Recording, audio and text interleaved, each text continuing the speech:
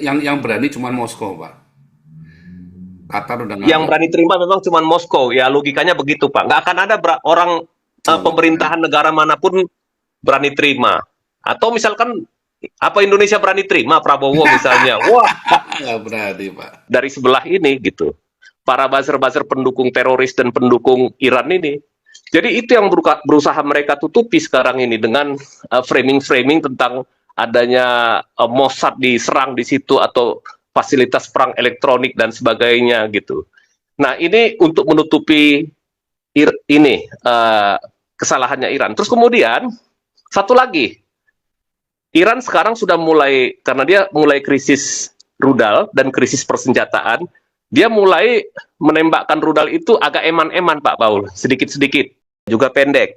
Nah, cuman yang saya lihat ada 30.000 tentara Amerika disiapkan, diberangkatkan ke Eropa, mungkin mau ke Timur Tengah. Kalau misalkan 30.000 itu kan lumayan bisa melakukan serangan darat. Apa yang mau direncanakan oleh Trump? Ini yang kita belum tahu. Apakah dia akan melakukan serangan darat terbatas gitu ya?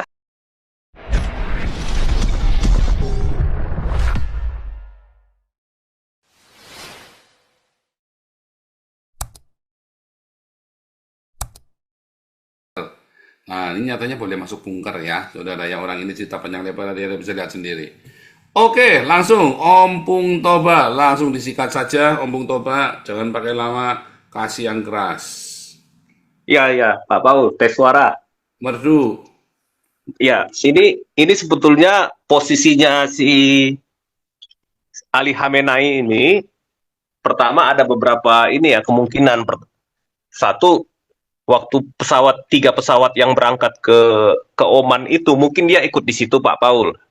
Nah tadinya kan dia ada di bunkernya di timur laut Iran dekat Masahat gitu ya, terus pindah ke wilayah timurnya ini timurnya Teheran. Nah jadi kemungkinan ya dia sudah berangkat gitu ya, berangkat ke ini ke Oman, terus kemudian lanjut kemana? Lanjut ke Moskow. Kalau andaikan informasi yang dari Pak Paul itu katakanlah itu benar gitu kira-kira ininya Pak Paul. Nah Tapi jadi yang berani cuma Moskow, Pak. Qatar udah nggak yang berani. berani terima memang cuma Moskow. Ya logikanya begitu Pak. Nggak akan ada orang Oh, nggak berani. pemerintahan negara manapun berani terima. Atau misalkan apa Indonesia berani terima Prabowo misalnya? Wah, Nggak berani, Pak. Nanti bisa operasi penis sama-sama operasi penis, Pak. bukan bisa nanti kelompok lawannya di sini pasti nanti mendemo pasti itu lama-lama Pak. Kan beda-beda mazhab. Puyeng. Lanjut. Puyeng kan? Nah itu dia. Nah kemudian kalau kita lihat hari ini serangan misil cuma tinggal 30 tembakan salvo Pak. Jadi tidak sebanyak dari hari-hari sebelumnya. Ada beberapa kemungkinan. Pertama itu peluncurnya sudah semakin sedikit. Kan tiap hari ada aja yang dihancurkan, Pak, peluncurnya. Jadi begini taktiknya Iran itu, dia meluncurkan roket, ya. Terus kemudian habis dia luncurkan, dia kan pakai yang peluncur yang mobile dari truk yang besar itu. Terus dia tarik, sembunyikan di wilayah-wilayah tertutup seperti ada hutan-hutannya sedikit di perbatasan Iran dan Irak di Iran Barat. Ya, caranya seperti itu awal-awalnya. Jadi ketika pesawat Israel nyampai, ternyata peluncurnya sudah hilang, sudah nggak ada, gitu kan. Nah, kemudian Israel merubah taktik. Dia luncurkan lagi drone yang besar. Kan ini kan biasanya kalau dalam pertempuran udara, drone ini kan langsung tertangkap oleh radar pertahanan udaranya Iran. Kemudian dia menyerang dengan kayak katakanlah artileri udara atau misalnya dengan roket dari darat gitu kan. Tapi ketika sistem pertahanan udaranya Iran itu mulai menyerang, maka pesawat AWACS atau pesawat yang digunakan untuk perang elektronik itu sudah mendeteksi posisinya. Nah, drone ini lewat sedikit gitu ya, kena atau tidak kena, baru muncul pesawat di belakangnya, langsung menghancurkan sistem peluncurnya Iran ini. Jadi dia nggak sempat sembunyi kayak semacam di mereka punya tempat kayak ini menyembunyikan peluncur itu kayak di bawah tanah gitu Pak, kayak kayak lorong yang agak panjang gitu. Nah itu nggak sempat lagi. Jadi semakin lama peluncur roketnya semakin sedikit. Itu yang pertama. Kemudian serangan hari ini kan tadi Pak Paul sudah buka ya, 60 pesawat jet diluncurkan. Nah, di situ ternyata yang dihancurkan itu adalah salah satu pabrik rudal yang ada di Teheran Barat. Jadi stok rudal yang yang digunakan oleh Iran juga semakin lama semakin berkurang. Pertama, rudal-rudal yang disimpan dihancurkan, kemudian pabrik-pabrik produksinya yang bisa memproduksi katakanlah 300 rudal per hari itu juga dihancurkan perlahan-lahan. Jadi makin lama makin berkurang stoknya. Jadi itu bohong dan hoax kalau mengatakan bahwa Iran masih mampu melakukan pengiriman rudal sampai 100 rudal per hari. Bohong, itu jelas hoax. Nah, kemudian nah, bagi Israel sekarang sebetulnya relatif lebih aman ya, lebih stabil. Hari ini serangan yang fatal tidak ada, kecuali yang kemarin yang di rumah sakit itu dan yang di bursa saham yang di tengah di Beersheba itu ya. Hari ini nggak ada yang fatal. Jadi artinya mungkin ada tapi ditembak terus jatuh di tempat-tempat kosong. Nah, ini semakin ke depan nanti serangan ini akan semakin berkurang. Dengan semakin berkurangnya peluncur dan stok peluru kendali. Nah, tadi Pak Paul sudah bahas mengenai situasi ekonomi. Ini juga akan memukul Iran ketika dia berperang tanpa ada dukungan ekonomi dan finansial ya. Tanpa ada dukungan ekonomi dan finansial, kemudian ada sanksi dari Barat terhadap perekonomiannya Iran, itu juga akan mengurangi kemampuannya untuk memproduksi logistik pertempurannya ya.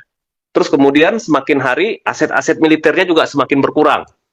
Jadi sangat mengherankan berita-berita hoax yang dikeluarkan oleh media-media mainstream di Konoha, Metro TV, TV On, terus kemudian E-News dan segala macam. Itu apa nggak punya malu ya ngeluarin berita hoax gitu ya.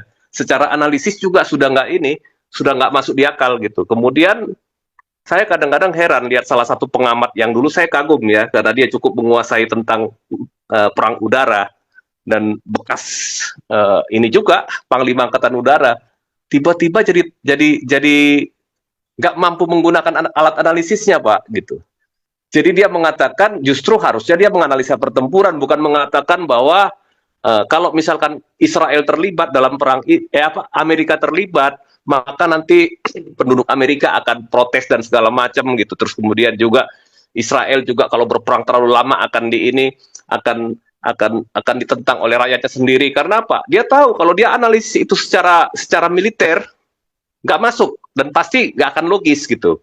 Nah, belum lagi itu kemarin wartawan pengamat abal-abal itu yang di TV Metro itu ya, yang rambutnya gondrong itu, saya lupa namanya siapa dan nggak perlu diingat juga gitu.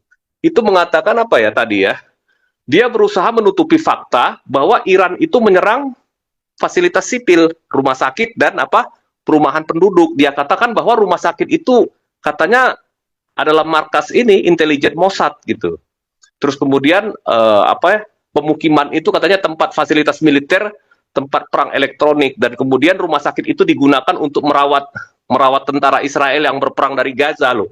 Dimanapun rumah sakit, kalau dia digunakan sebagai rumah sakit, itu tidak layak diserang, meskipun dia merawat tentara atau merawat orang sipil, itu nggak boleh diserang. Itu hukum internasional seperti itu. Nah, jadi jelas di sini, Iran sudah melakukan pelanggaran hukum perang terutama, melakukan pelanggaran konvensi Jenewa juga. Nah, inilah yang sekarang berusaha ditutupi oleh para buzzer-buzzer dari sebelah ini, gitu. Para buzzer-buzzer pendukung teroris dan pendukung Iran ini. Jadi itu yang berusaha mereka tutupi sekarang ini dengan framing-framing tentang adanya Mossad diserang di situ atau fasilitas perang elektronik dan sebagainya gitu. Nah, ini untuk menutupi kesalahannya Iran. Terus kemudian satu lagi, Iran sekarang sudah mulai, karena dia mulai krisis rudal dan krisis persenjataan, dia mulai menembakkan rudal itu agak eman-eman Pak Paul, sedikit-sedikit. Jadi dia menggunakan rudal yang lebih presisi, tapi sedikit. Tetapi Iran di sini melakukan pelanggaran.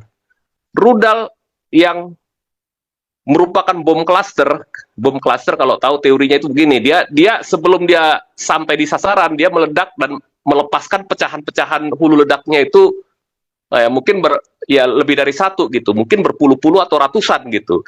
Dan itu serpihan-serpihan kecil itu meledak di darat. Dan ini sudah dilarang dalam ini juga dalam konvensi Jenewa, dalam hukum perang, dalam hukum internasional. Nah, ini Iran melakukan pelanggaran kejahatan perang sebenarnya di sini gitu. Nah, ini yang berusaha ditutupi.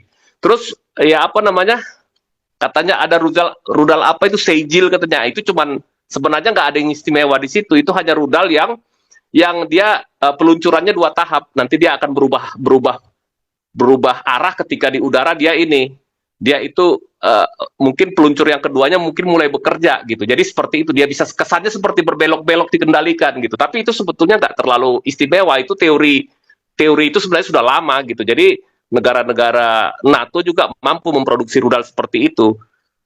Terus ada lagi yang saya herannya, pengamat-pengamat di Konoha ini bukan mengamati secara geopolitik, geostrategi ataupun alusista, tapi tiba-tiba habis bicara ini Pak Paul bicara tentang perang, terus dia berkhotbah Pak menggunakan kitab ideologi gitu ya. Langsung berkhotbah di situ gitu kan. Langsung ini apa namanya? Berdakwah atau apa. Bingung juga kita ngelihatnya gitu. Jadi agak sulit akhir-akhir ini mendapatkan informasi yang benar dari media-media mainstream yang ada di Konoha ini. Agak sulit gitu. Jadi tidak ada lagi yang bisa di ini. Akhirnya orang akan browsing berita-berita yang lebih valid dari media-media netral yang ada di luar, yang bisa cover both side. Jadi bisa mengcover dari dua sisi, baik dari Iran maupun Israel. Ya tentunya Israel juga tidak sempurna dalam soal bertahan. Ya ada pasti kebobolannya mereka gitu ya. Pertama kan ini sudah 2,5 tahun, cukup menyita energi juga.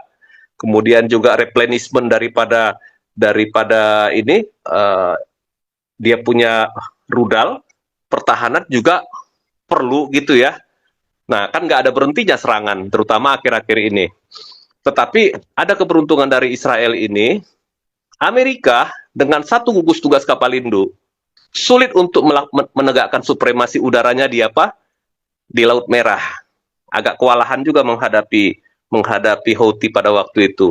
Kemudian juga Rusia di Ukraina untuk mendapatkan supremasi udara itu juga agak sulit. Sampai sekarang nggak bisa dia menguasai wilayah udaranya Ukraina.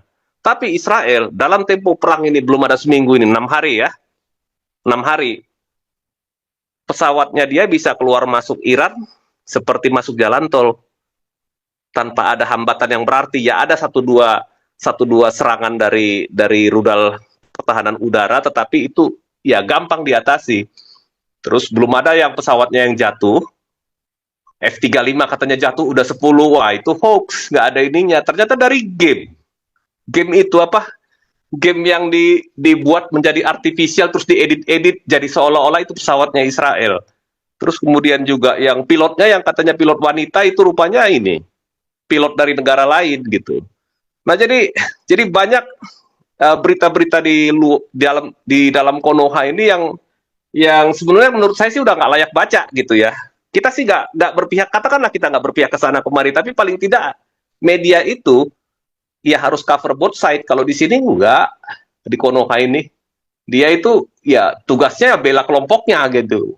Wah itu medianya parah. Kalau di zaman masih ada kantor berita antara, masih kelihatan gitu cover both side-nya sedikit-sedikit gitu. Kalau sekarang ini udah nggak ada. Media-media itu cuma bela agama aja Pak. Hanya itu aja. Atau ya tadi kayak Pak Paul bilang, memuaskan para ini pendukungnya gitu. Para pengamatnya ya itu bermasturbasi ria akhirnya. Tidak memberikan edukasi yang tepat gitu buat publik. Nah, inilah yang terjadi sekarang. Nah, kemudian mengenai G7 ini, sepertinya G7 ini sudah nggak akan mungkin ingin melihat rezim Khomeini ini berkuasa di mana? Berkuasa di Iran. Karena begini Pak Paul, kalau yang berkuasa di Iran itu adalah rezim Ayatollah ini, yang terjadi adalah pemulihan ekonomi untuk kawasan maupun untuk seluruh dunia itu akan lama. Kenapa? Ada satu negara yang kerjanya mengekspor teror terus-menerus kemana-mana gitu ya, membuat stabil kawasan. Iran itu akan buat proksi di masing-masing negara Arab supaya dia bisa menjatuhkan pemerintah yang berkuasa di situ. Misalkan kita lihat di Lebanon, terus kemudian ya di Yaman. Tetapi sekarang proksi-proksi itu akhirnya melemah karena perang ini, ya. Akhirnya melemah gitu. Jadi memang di satu sisi memang Israel banyak korban jiwa, 1.300 orang meninggal di tanggal 7 Oktober. Tetapi kedepannya ini sekarang peta Timur Tengah ini akan berubah. Jadi artinya kalau andaikan Sahreza Pahlavi ini putra mahkota itu pulang, ya mungkin kalau saya melihat dia nggak terlalu berminat sepertinya untuk jadi pemimpin atau jadi presiden atau apa. Seperti ya, kalaupun dia pulang dia hanya akan jadi simbol kebangsaan atau perlawanan. Kalaupun dia jadi raja tidak lagi monarki absolut seperti dulu, tapi sebelum mempersiapkan pemerintahan yang demokratis ya dia harus hadir. Kenapa? Supaya rakyat Iran itu punya kepercayaan untuk membentuk pemerintahan yang baru yang lebih manusiawi dan beradab gitu, daripada pemerintahan para mula ini yang begitu haus darah dan kejam gitu ya.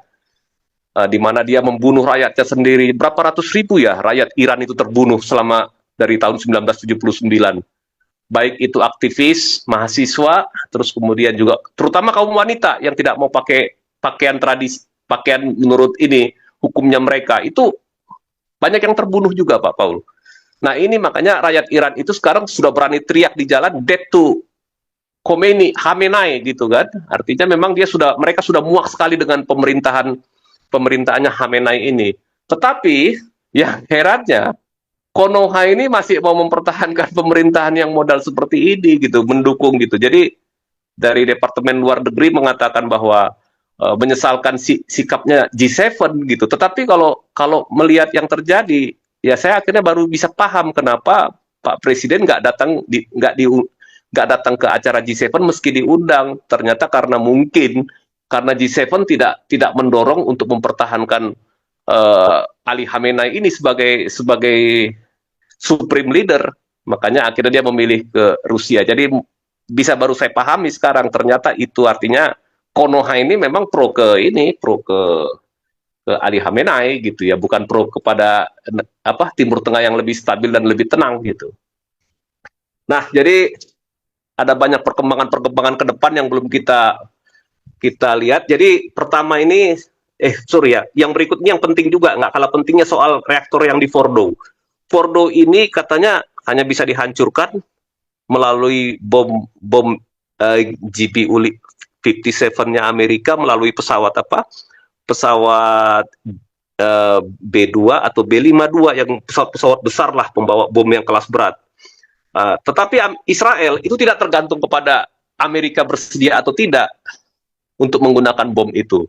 Israel tadi saya lihat dari pengamat militernya juga itu mengatakan bahwa Israel bisa saja menghancurkan Fordo, tetapi tidak bisa cepat. Jadi dia akan melakukan pemboman berkali-kali sehingga struktur di bawah gunung itu semakin lama semakin lemah dan akan runtuh perlahan-lahan gitu. Jadi dia akan melihat dengan mungkin dengan pengamatan setiap menjatuhkan bom kemudian diamati berapa kerusakannya. Jadi dengan cara begitu juga bisa, tetapi memang itu makan waktu gitu. Nah, orang sekarang kan berlomba-lomba untuk memaksa supaya Trump tidak boleh ikut campur dalam soal penghancuran Fordo. Nggak ada, kalau misalkan Israel mau dia bisa jalan dengan cara apapun gitu ya. Israel akan tetap bisa menghancurkan reaktor yang di Fordo itu yang katanya ada di bawah gunung.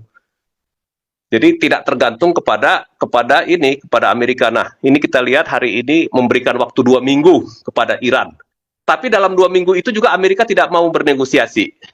Nah, Iran mendekati Jerman, Prancis dan Inggris, kelihatannya sudah kejepit bagaimana mereka itu supaya bisa bertahan rejimnya tidak sampai jatuh.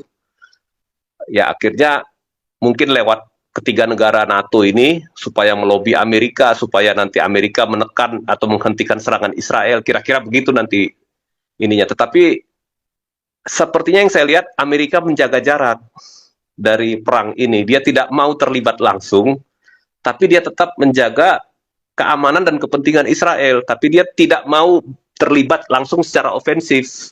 Tapi kalau defensif iya, karena Amerika juga kapal-kapal perangnya itu bantu menghancurkan luncuran rudal balistik yang masuk ke Israel 3 hari yang lalu gitu. Jadi dia sifatnya lebih cenderung defensif bukan ofensif. Nah, jadi masih banyak kemungkinan ke depannya ini perang ini sepertinya bisa panjang, bisa juga pendek. Nah, cuman yang saya lihat ada 30.000 tentara Amerika disiapkan, diberangkatkan ke Eropa, mungkin mau ke Timur Tengah. Kalau misalkan 30.000 itu kan lumayan, bisa melakukan serangan darat. Apa yang mau direncanakan oleh Trump? Ini yang kita belum tahu. Apakah dia akan melakukan serangan darat terbatas gitu ya, untuk mengamankan situasi pasca perang, atau bagaimana? Nah, ini yang data saya untuk menganalisanya belum belum dapat semuanya, Pak Paul. Nah, kira-kira seperti itu, Pak Paul. Silakan, Pak Paul, mungkin bisa diskusi atau teman-teman mau melanjutkan. Oke, teman-teman yang mau ikut diskusi,